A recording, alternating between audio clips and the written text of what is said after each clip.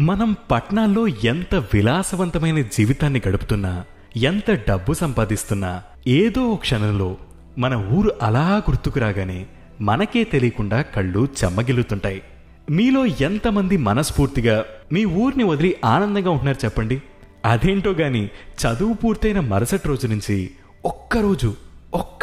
ఒక్కరోజు మన ఊర్లో మన ఇంట్లో ఖాళీగా కనిపిస్తే చాలు, ఇరుగు పొరుగు వారి దగ్గర నుంచి, ముఖ్యంగా మన చుట్టాలు ఏదో దొంగతనం చేసి జైలుకు వెళ్ళొచ్చినట్టు, లిటరల్లీ మన భాషలో చెప్పాలంటే దొంగ కోళ్లు పట్టేవాడిని చూసినట్టు చాలా చిన్న చూపు చూస్తూ ఉంటారు.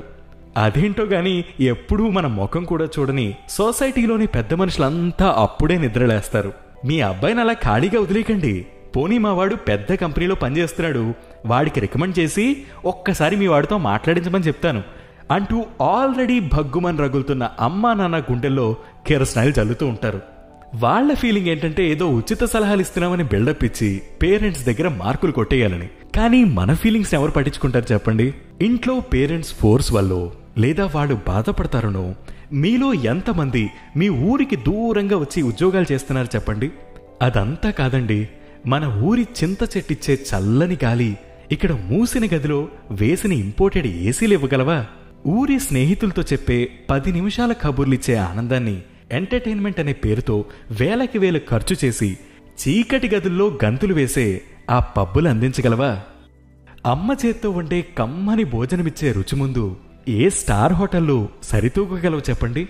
మన ఊరి ముఖద్వారం నుంచి పొలిమేర దాకా ప్రతి అణువు మనం దాచుకున్న ఎన్నో జ్ఞాపకాలని గుర్తు చేస్తూ ఉంటాయి. ఈ ఉద్యోగాలన్నీ మానేసి హాయిగా మా ఊర్లో ఓ చిన్న జాబ్ అయినా పర్లేదు, నేను చేసుకుంటానురా బాబు అని మీలో ఎన్నిసార్లు ఎంతమంది అనుకుని ఉంటారు?